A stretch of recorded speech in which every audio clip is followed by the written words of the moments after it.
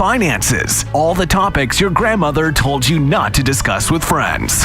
And now, your host, Matthew Dowling, and today's guests on Commonalities.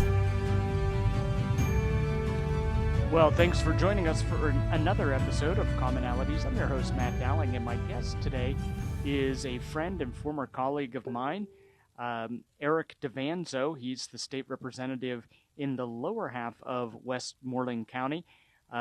Representative Davanzo, do we have you there? Yes, I'm here, Matthew. Hey, thank you so much for joining us. At the top of the program here, I wanted to give you the opportunity to do a little bit of a self-introduction and tell us a little bit about your background and how long you've been in the House and maybe the committees you serve. Yeah, definitely. Well, first off, we do miss you out in the House, and, thank you for this opportunity here. I know you introduced me as having the lower or the southern portion of Westmoreland County, but it is also the better portion of Westmoreland County. So once again, State Representative Eric Davanzo, 58th District. My municipalities, we cover Monessen, Ross Draver, East Huntingdon, South Huntingdon, Swickley Township. I have Monessen Borough, Scottdale Borough, West Newton Borough, Hunker Borough. We go into a little bit of Mount Pleasant Township. I think for the most part that covers everything. And oddly enough, tomorrow, March 17th, would mark 3 years since my special election that I became a House member. So, looking back, it seems like I've been here forever, but it also, at the same point in time, it's like, wow, where did those 3 hours go? Those 3 years go. Look how fast it's went by. Also, in my past, I come from the building trades. I had labored for roughly 10 years, and then I switched over to the Carpenters Union for about another 11 years. Still carry my card to this day. I'm still that blue-collar worker. I don't change my work ethics. And also the committees I'm on are state government, transportation, and game and fisheries.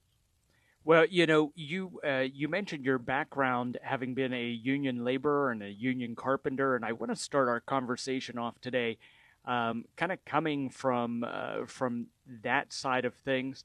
I was always a fan of the trades unions, and sometimes people look at us as Republicans and say, Republicans that are a fan of unions, public sector unions, I always took up some criticism with, but those private sector trade unions, I think, is one of the best ways for young people to get the training they need, the skills they need, and to get out into the workforce. But I wanted to bring up some labor issues that I know that you're working on. Last session, we had House Bill 1104. And if you want to give a little bit of background on that and tell us what you're doing this session to try to help out the building trades. Yeah, definitely. Yeah, but first I want to touch on something you brought in, as Republicans supporting the private sector unions, you kind of do get looked at funny, but also let's look at it at another angle here. So you have a kid who could graduate high school at the age of 18, spend 4 to 5 years in an apprenticeship, come out of that apprenticeship, making $30 an hour plus. You have benefits, you have pension, you have a savings and annuity on that. And these are good family-sustaining jobs. And also, these people that come out with these jobs, there's not a lot of government money, if any, invested in getting this job. It's a win-win. We're teaching people to be American, right? Go out, get a job, be self-sufficient, start a family. Don't be a burden on society, be self-efficient. So I just had to throw that in there. But House Bill 1104 is transparency on a construction site. And all it does is right now in the state of Pennsylvania on a building permit, you just have to list the prime contractors on a job. What my bill does is it goes one step farther, and every subcontractor on a job has to be listed. So in a sense, what this does is, you have some bad actors out there who really participate in misclassification. And what misclassification is you have a guy on a job who you're paying him labor's wages, but he's actually doing carpenter work.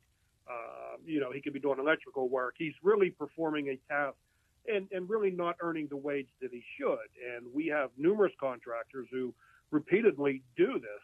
And this is just the way of whether it's a local code enforcement officer keeping an eye on the guy, or even if, someone from the Department of Labor and Industry would come out, hey, listen, how many times are you on a job site whenever I would leave, and you come back and there would be crews come in throughout the night, work's done, things are done, it wasn't on the up and up, and there was no questions asked. And, on this, people don't look at it, but what about the tax money that's not being collected? These guys are paid cash under the table. When they get hurt, they have no insurance.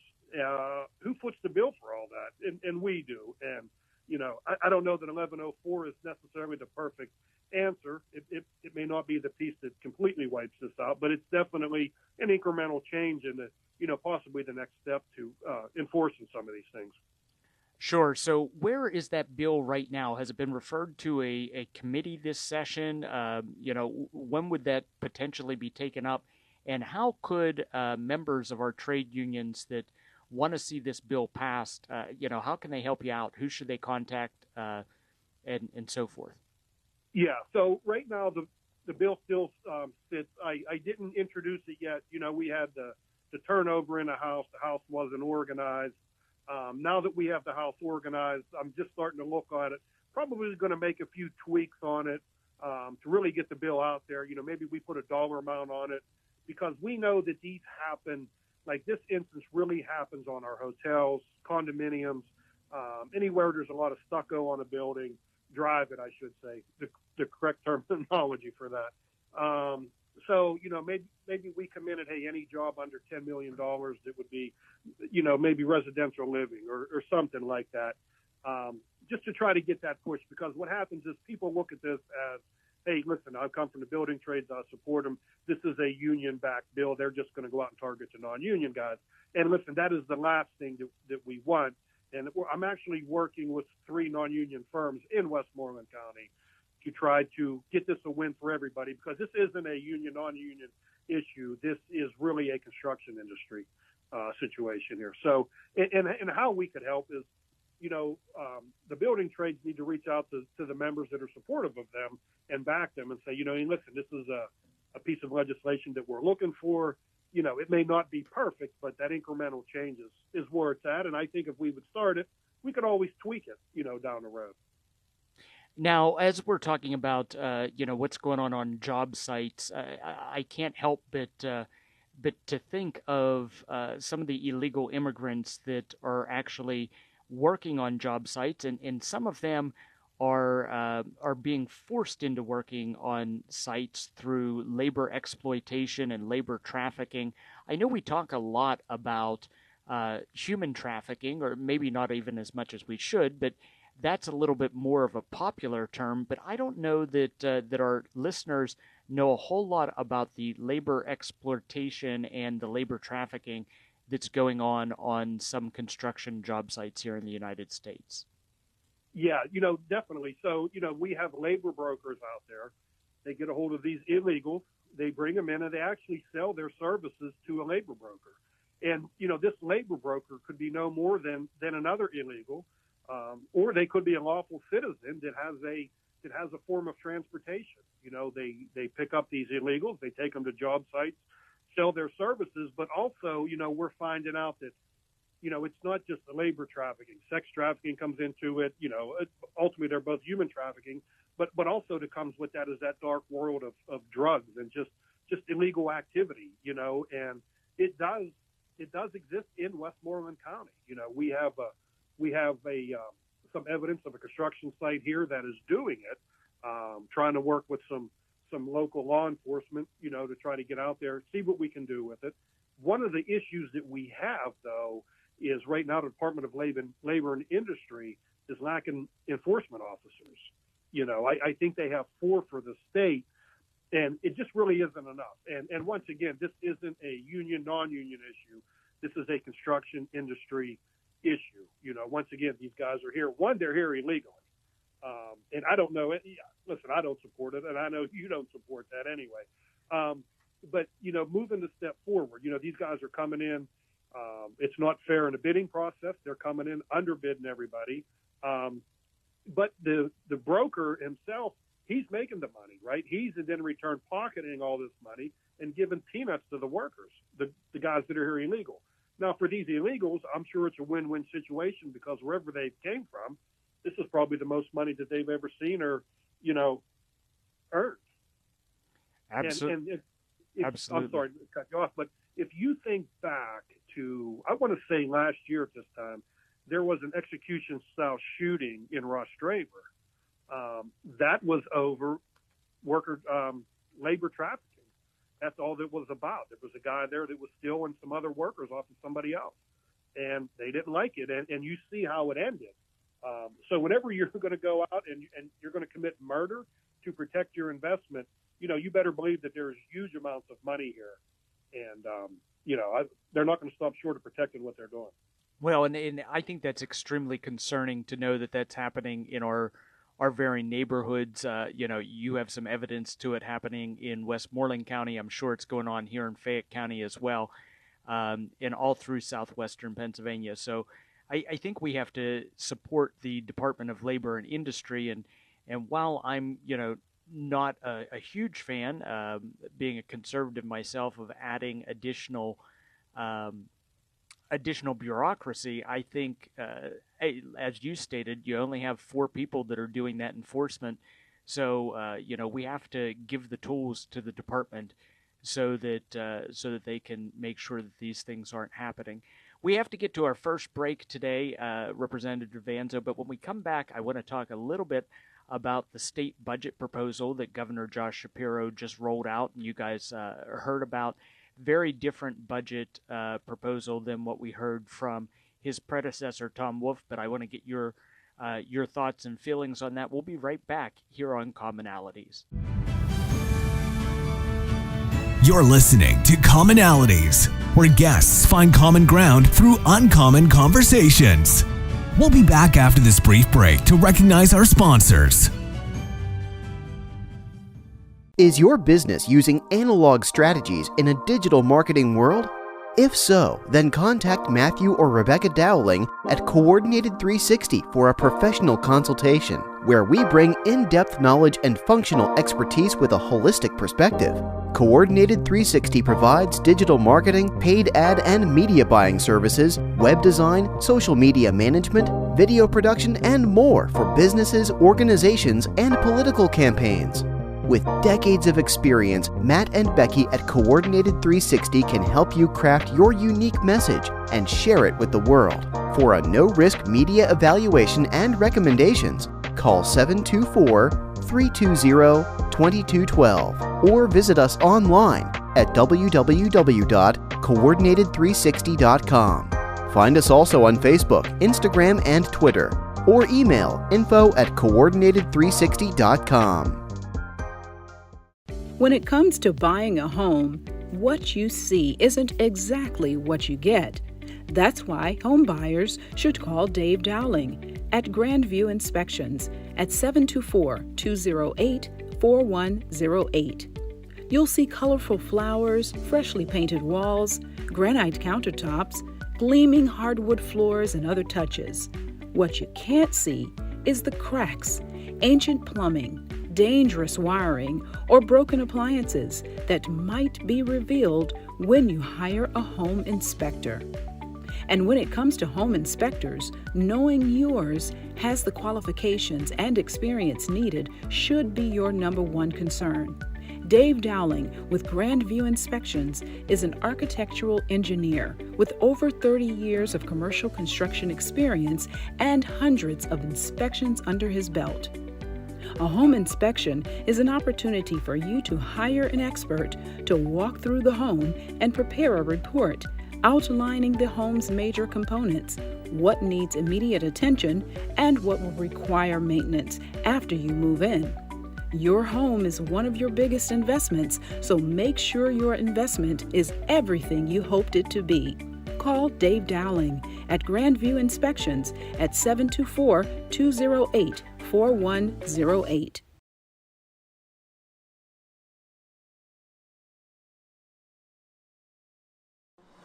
Are you enjoying the program you're listening to? Support Commonalities and help keep us on the air by making a donation of $5, $10, or $25, or any amount you feel comfortable sharing online at donate.commonalities.online. Again, that is donate.commonalities.online on the World Wide Web. Buy our host a cup of coffee or help pay for airtime at donate.commonalities.online.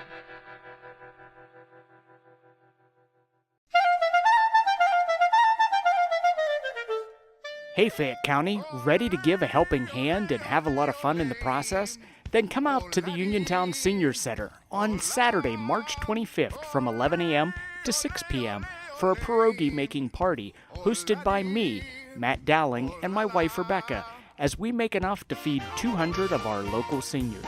Get all the details at www.matthewddowling.com. I'm Melinda Delarose. As an assistant district attorney, I've protected Fayette County families and fought to uphold our constitutional rights. As a prosecutor and trusted local attorney, I've provided victims of crime with a strong voice and put criminals behind bars. My pledge to you as judge is to follow the law, always maintain the highest ethical standards, and to run a courtroom that's respectful of your time and tax dollars. I'm Melinda Delarose, asking for your vote for judge. Paid for by friends of Melinda Delarose. You're listening to Commonalities, where guests find common ground through uncommon conversations. Well, thanks for staying with us here on Commonalities. I'm your host, Matt Dowling. And before we move on with additional questions for our guest today, I wanted to again make the public announcement that we are willing to bring any candidate, Democrat or Republican, on the program here before the upcoming primary election. If you'd like to get scheduled as a guest and you're running for any public office, that includes school board, judicial candidates, county commissioner candidates, etc., reach out to me. You can find my email and all my contact information at www.matthewd, as in David, Dowling.com. That's kind of your starting place for all things involving commonalities and etc. My guest today is Representative Eric Davanzo from the southern part of Westmoreland County. And Representative Davanzo, this is your year off. You don't have to run in this year's election. I remember how in those 2-year terms, that year in between was kind of a year to breathe a little bit, but you don't get to take too long of a breath, because before you know it, you'll be in re-election mode once again. So we before the break, we said we were going to talk about the governor's budget, and I've done a fair amount of reading and listening to the things that were provided to the House and to the Senate as ideas to start off the budget by Governor Shapiro, and I noticed that it was quite different from some of the proposals that Governor Wolf had given to us. There were some good things in there, and there were some bad things in there. Wanted to get your take on all things Pennsylvania budget. Yeah, definitely. And so this budget address, it was more like the State of the Union. It was definitely the way it was presented, the way Governor Shapiro come in.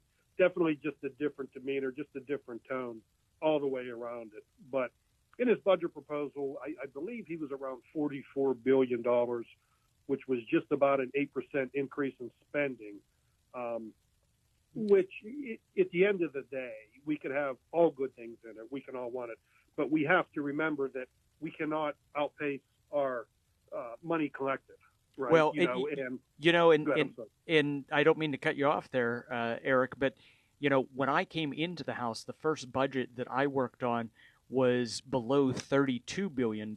So now we're talking about $44 billion, and really it's only been 7 years, in that period that we've seen that state budget inflate. And I just wanted to kind of make the point for our listeners of how fast that budget has grown. And we're talking billions of dollars, and not talking about what's kept off the books, because it's federal funding that gets passed through the state, which makes our state's annual budget more like $80 billion, if I remember correctly. But I apologize for cutting you off. I want to let you continue with your thoughts on this budget. Yeah, and to get to your point on inflating the budget, both parties do it because it seems like, now this will be my fourth budget proposal process, but it seems like as we get closer to June, as we get closer to that deadline, we focus more on just getting the budget done. And I really think that that's a mistake for us. And I also think in the upcoming years, 2 to 3 years down the road, we're going to have to answer for that. And I don't think it's going to be a good answer. I do not support raising taxes. I believe there's enough pork in our budget that, we can cut out multiple things here. But one of the issues that Governor Shapiro had mentioned was he's going to put $900 million in the state police fund. They're going to be funded separately. Because if I believe it right now, aren't they funded through the LCB? Isn't there some portion of money that comes into that?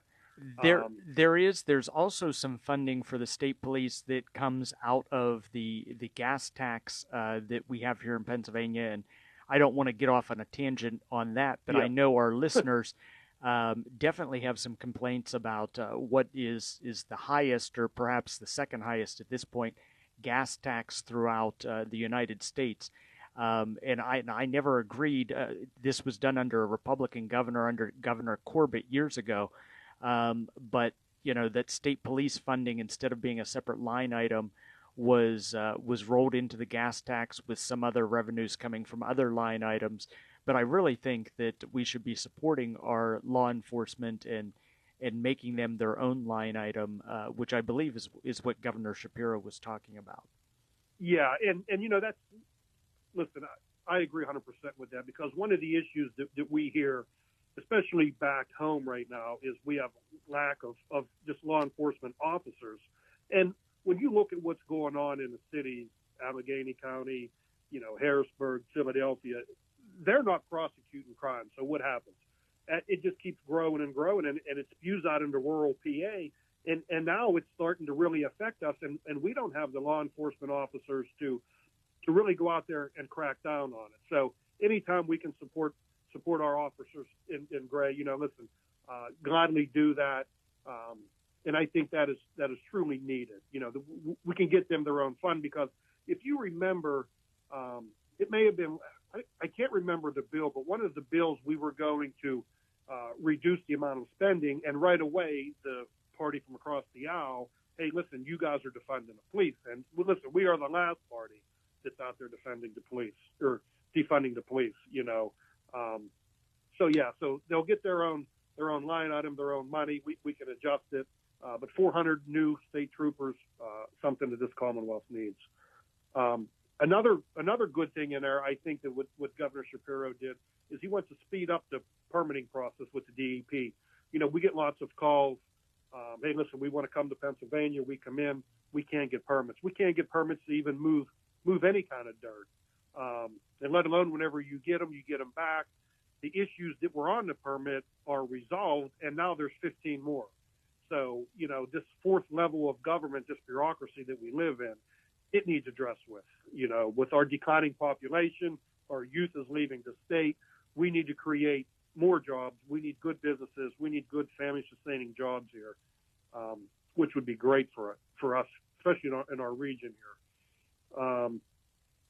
One thing that I think he did that I liked was, my background, I was out of high school. I went to the building trades. Him waiving the college requirement for state jobs was great in there.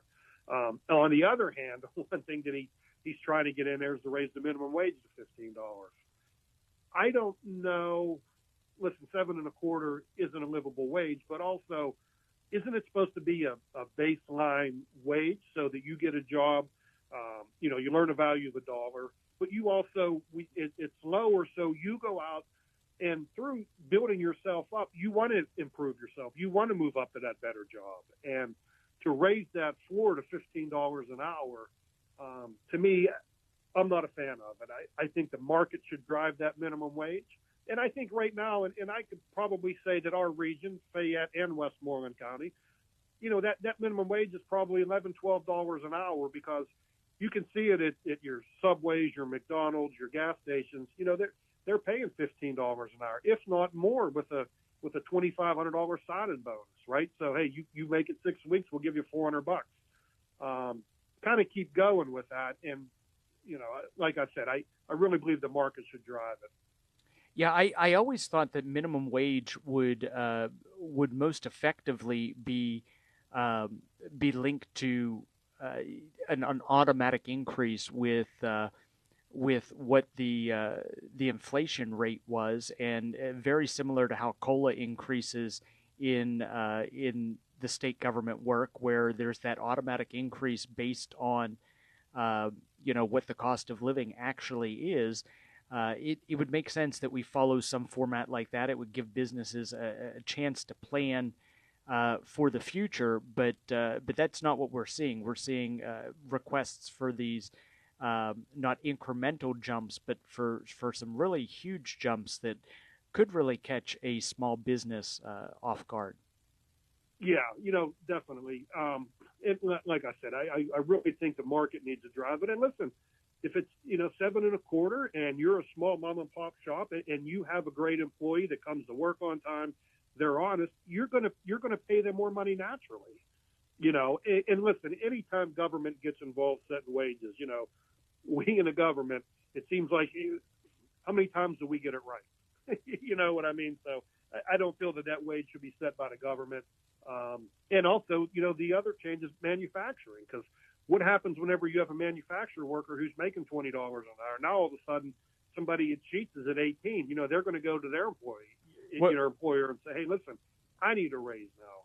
Well, and you mentioned Sheets, and I love Sheets. I go and get an MTO, can fill the car up with gas.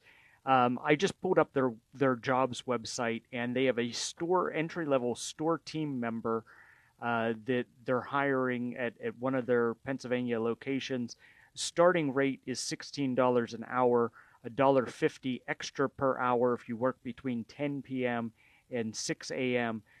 So we're already seeing, an entry-level store member at Sheets that's, putting the bread on the shelves and so forth. They're making $16 an hour, and if it's evening, they're making $17.50. Yeah, it's just like I said, it does need to raise. The market should drive it. And hey, listen, if inflation, recedes and comes down, and then in a few years, maybe they're paying $10, $12 an hour.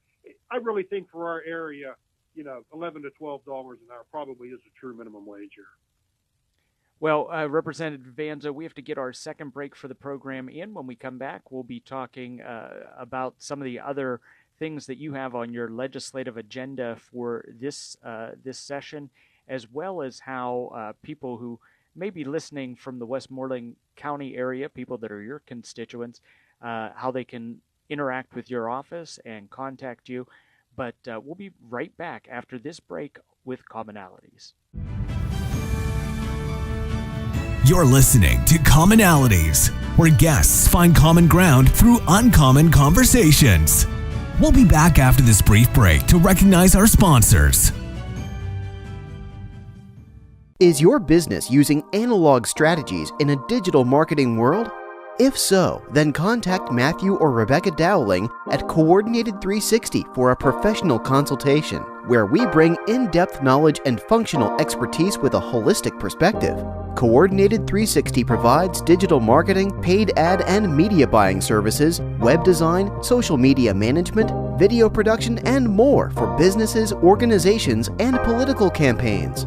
With decades of experience, Matt and Becky at Coordinated 360 can help you craft your unique message and share it with the world. For a no-risk media evaluation and recommendations, call 724-320-2212 or visit us online at www.coordinated360.com. Find us also on Facebook, Instagram, and Twitter, or email info@coordinated360.com. When it comes to buying a home, what you see isn't exactly what you get. That's why home buyers should call Dave Dowling at Grandview Inspections at 724-208 4108. You'll see colorful flowers, freshly painted walls, granite countertops, gleaming hardwood floors, and other touches. What you can't see is the cracks, ancient plumbing, dangerous wiring, or broken appliances that might be revealed when you hire a home inspector. And when it comes to home inspectors, knowing yours has the qualifications and experience needed should be your number one concern. Dave Dowling with Grandview Inspections is an architectural engineer with over 30 years of commercial construction experience and hundreds of inspections under his belt. A home inspection is an opportunity for you to hire an expert to walk through the home and prepare a report outlining the home's major components, what needs immediate attention, and what will require maintenance after you move in.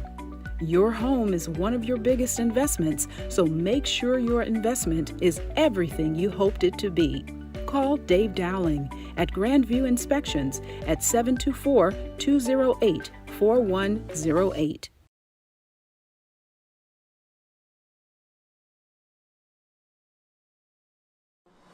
Are you enjoying the program you're listening to? Support Commonalities and help keep us on the air by making a donation of $5, $10, or $25, or any amount you feel comfortable sharing online at donate.commonalities.online. Again, that is donate.commonalities.online on the World Wide Web. Buy our host a cup of coffee or help pay for airtime at donate.commonalities.online.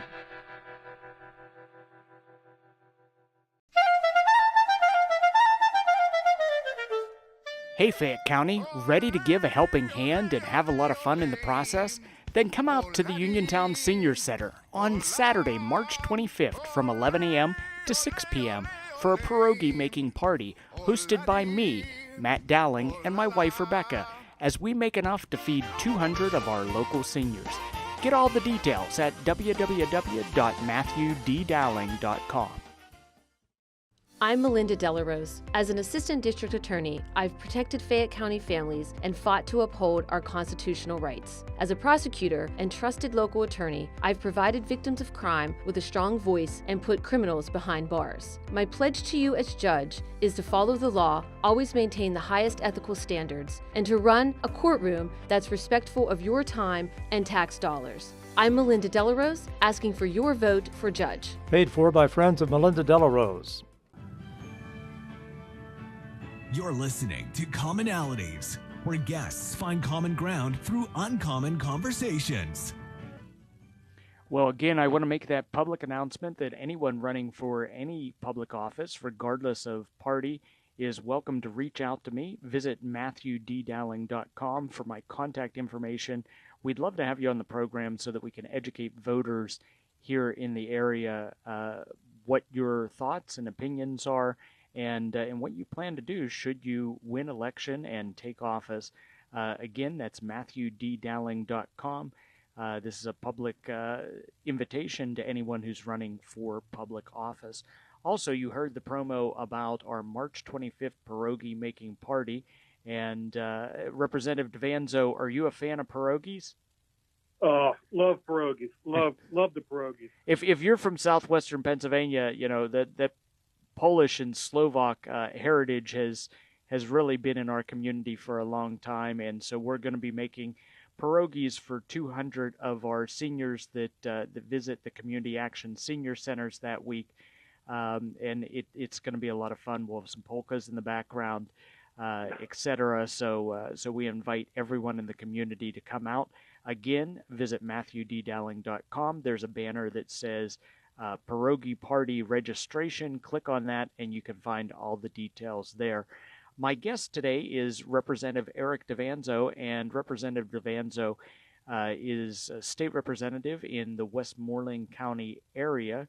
Some big changes have happened in the Pennsylvania House since my retirement at the end of November. The parties have switched. The Democrats now have control of the House. So Representative Davanzo, you've now, been in a situation where you were serving under Republican control and now under the Democrats' control. wanted to kind of get some of your thoughts and feedback about about how that has changed things. I know it sometimes makes legislation a little bit more difficult to get out of the committee.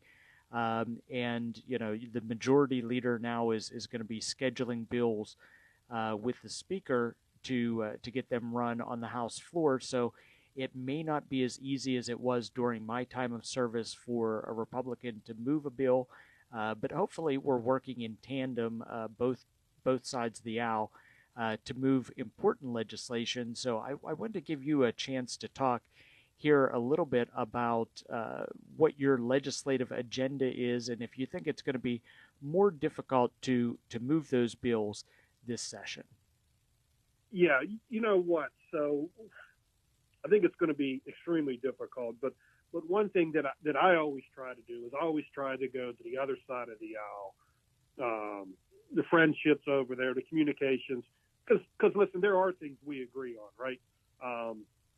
And also with that, at the end of the day, we're humans. We all have family, and we're set here to go to work for the people. I mean that's why we're here. Our ultimate goal is to make everyday lives better for our constituents, the people that put us here. So, if we're going to go there and draw a line in the sand and a stalemate, and listen, there are times we have to do that. But to do that every day is a complete injustice for the whole institution and why we're here. And I think there's 55 freshman members this year. So think about that. A quarter of the House, the 203 members, a quarter of them are freshmen. And I remember when I came in 2020, right after COVID, or I should say right as COVID was kicking off, I remember the stories of other members saying, hey, I remember the night Ed Randell came in, he was trying to get a budget passed, and those stories are non-existent anymore because there's hardly anybody there that has any, and I don't want to say the knowledge of it because there's a lot of people that have the knowledge, but that longevity there just really isn't there.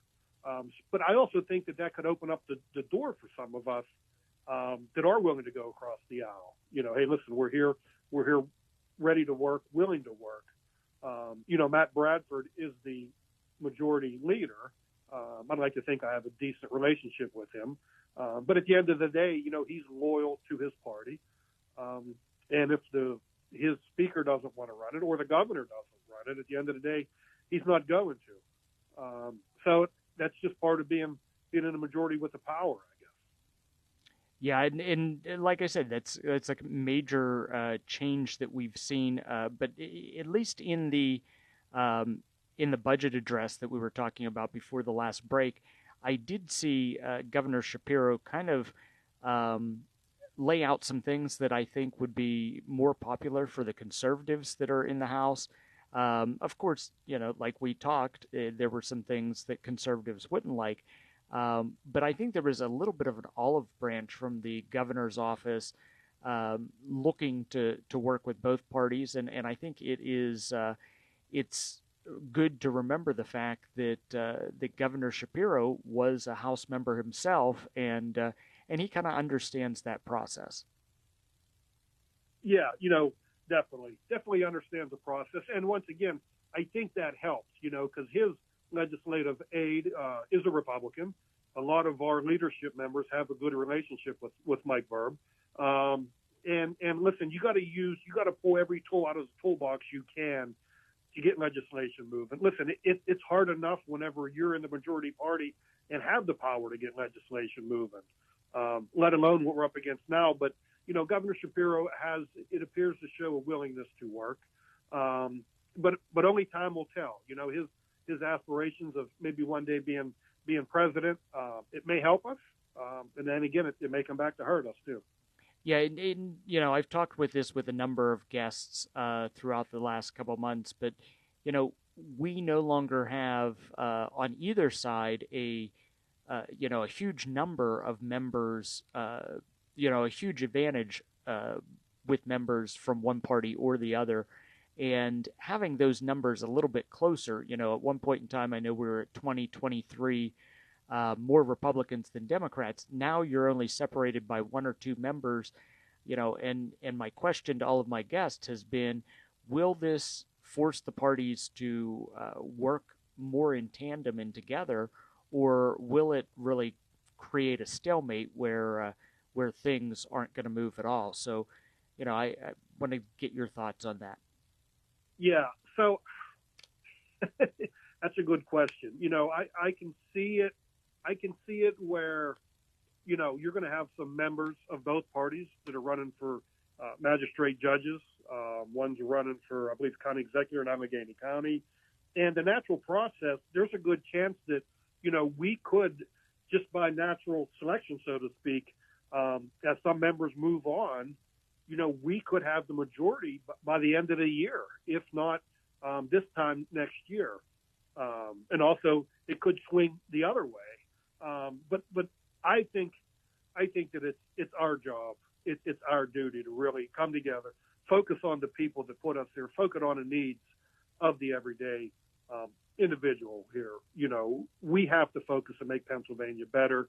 And in those lines, if we have a chance to pick off a member in an election, and then that's when we do that. But I don't want us to get into the dirty politics of a one-seat majority, setting traps for the other party for a member to take, because truly the people of the Commonwealth do not benefit from any of that. Yeah, I always had the thought process that there's a campaign mode, and that is a part of your job. Let's just be frank about that. And then there's a legislative side of things, and I think it's behoove of members in the House or in the Senate to be able to flip that switch and to leave that campaign mode and go into legislative mode where you're working for every person, all of those 68,000 people that are in a House district as your constituents. You're working for every one of them regardless of party. So you have to kind of turn that campaign side off and be able to focus on the legislative side. We have one more break we're going to get in here today, and when we come back, we're going to have final thoughts as well as some contact information for Representative Davanzo. We'll be right back on Commonalities. You're listening to Commonalities, where guests find common ground through uncommon conversations. We'll be back after this brief break to recognize our sponsors. Is your business using analog strategies in a digital marketing world? If so, then contact Matthew or Rebecca Dowling at Coordinated 360 for a professional consultation, where we bring in-depth knowledge and functional expertise with a holistic perspective. Coordinated 360 provides digital marketing, paid ad and media buying services, web design, social media management, video production, and more for businesses, organizations, and political campaigns. With decades of experience, Matt and Becky at Coordinated 360 can help you craft your unique message and share it with the world. For a no-risk media evaluation and recommendations, call 724-320-2212 or visit us online at www.coordinated360.com.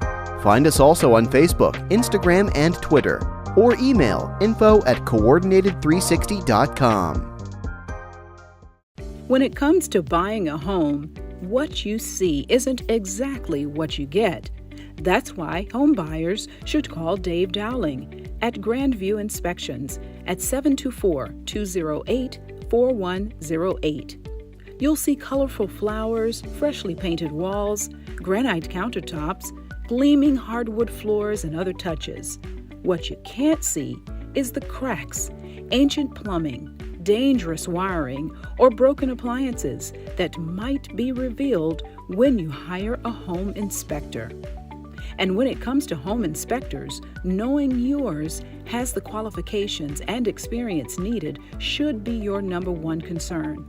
Dave Dowling with Grandview Inspections is an architectural engineer with over 30 years of commercial construction experience and hundreds of inspections under his belt. A home inspection is an opportunity for you to hire an expert to walk through the home and prepare a report outlining the home's major components, what needs immediate attention, and what will require maintenance after you move in. Your home is one of your biggest investments, so make sure your investment is everything you hoped it to be. call Dave Dowling at Grandview Inspections at 724-208-4108.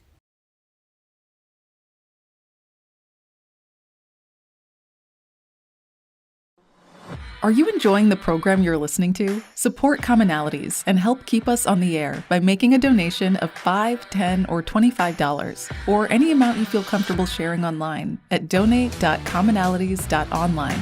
Again, that is donate.commonalities.online on the World Wide Web. Buy our host a cup of coffee or help pay for airtime at donate.commonalities.online.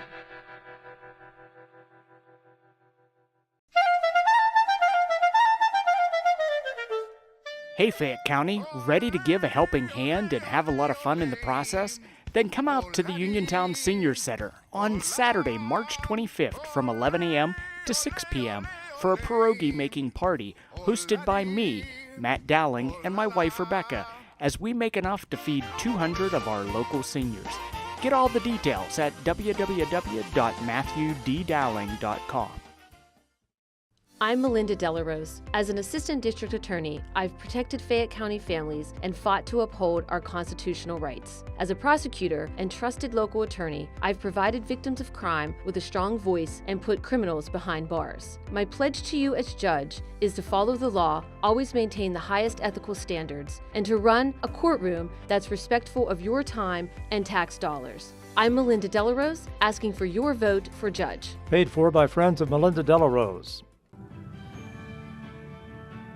You're listening to Commonalities, where guests find common ground through uncommon conversations. Hi, I'm your host, Matt Dowling, and my guest today has been Representative Eric Davanzo from Westmoreland County.